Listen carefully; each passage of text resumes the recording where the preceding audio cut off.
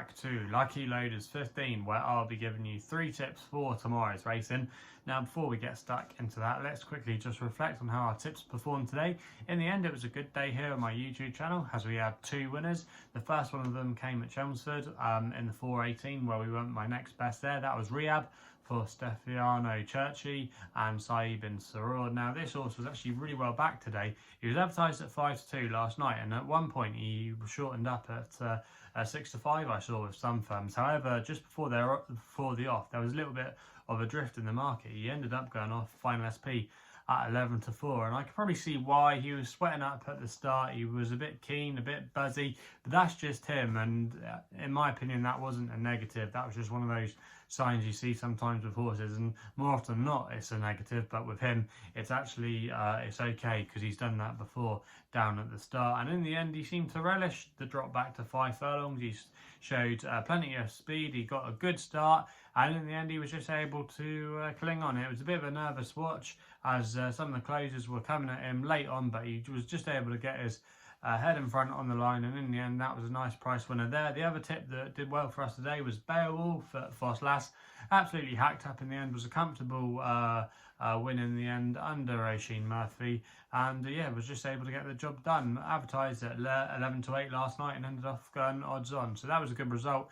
The one tip that did let us down today was Entwistle, but I think you can forgive him there. I thought he was slightly unlucky in the run. It was a clever ride though on the winner by Joe Fannin on Tussarock. He'd been a consistent performer and just got the run of the race. Entwistle, maybe Carrick isn't his track, even though he won there last time. He looked a little bit unbalanced at times, but then he was rallying quite strongly in the closing stages. He was trying to go up the inside rail, looking for a gap. He was never going to get it, and then I think moving forward, he still does have races in him off his current mark. I wouldn't be at all surprised if Connections maybe entered him at York at the Ebor meeting in a couple of weeks there. I think that could suit him, and I think the nature of the track would too. So yeah, I do think he's definitely one to watch out for, Entwistle, over the next few weeks. Keep an eye out for him, because I do think he will turn up at a bit of a price. I think that wasn't a bad run from him at all today. So let's move into it then. 3 tips for tomorrow's racing, and hopefully we can build on our promising start to August. Now, we're going to be going to Bath for the first one of them, where we're going to be going with my nap. It runs in the 2:45 at Bath, and I'm going with a horse here called Western Alliance for Kieran Schumacher and Clive Cox in the colours of the Clipper Logistics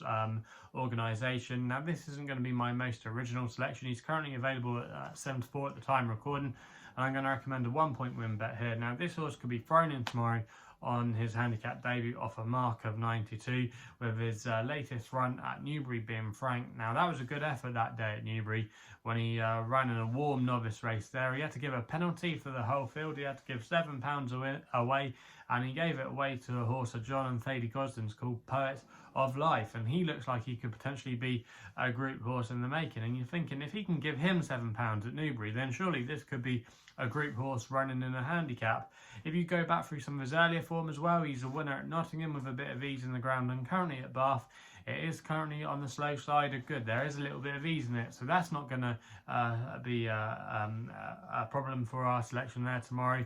He should handle the conditions, even if they dry out. There'll probably be no excuses, good ground. They're not expecting any rain really. There could be the odd shower at Bath tomorrow, but I don't think it will be changing too much the ground there, and I think it will be okay for him. Yes, he does have to give away quite a bit of weight to some of these rivals tomorrow, but if he replicates that Newbury run, I think he'll take all the beating, and I think come post time tomorrow he could nearly go off even money. Clive Cox's team are in good form as well, so a lot of ticks in the boxes for Western Alliance tomorrow. I think he could be a good thing of the day, and that's why he's going to be my nap in the 2:45 at Bath. We then stay at Bath for the next best in the 3:20, where we go with Point Louise for Joanne Mason, claiming 3, riding for Harry Dunlop. Now, this horse at the time recording was available at 7-2, and I'm going to recommend a 1-point win bet here. Now, the last time we saw this horse, she was a winner over the course and distance. It was quite a weak novice race. She won.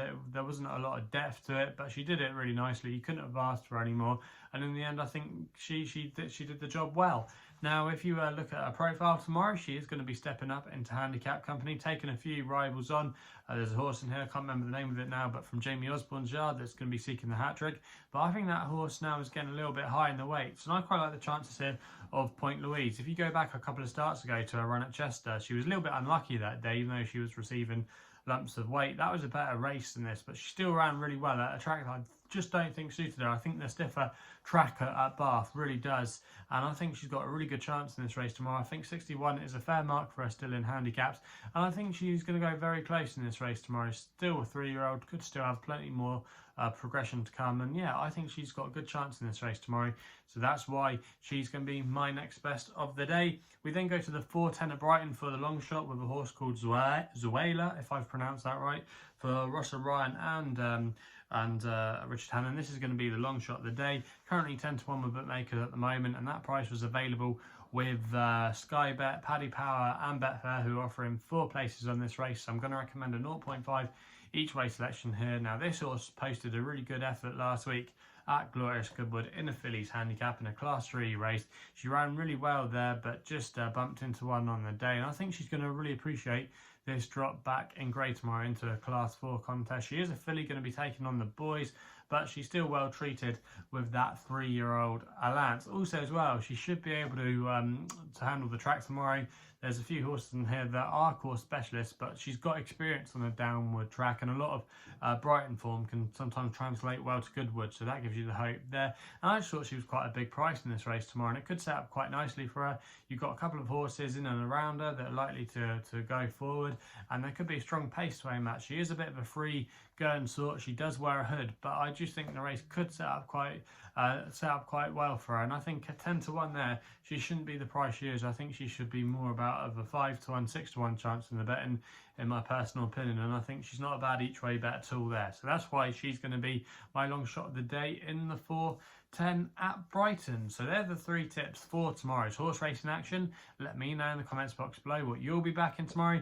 If you're still enjoying these videos, remember to hit that subscribe button, and also as well hit the thumbs up. Also as well, if you want to follow me on social media, Twitter is the best place to do so, where my handle is at LuckyLoader15. And if you want to find out a little bit more about myself, my website is www.chrisloaderracing.co.uk. So please gamble responsibly. Hopefully we can have some winners for you guys tomorrow, and we'll be seeing you soon.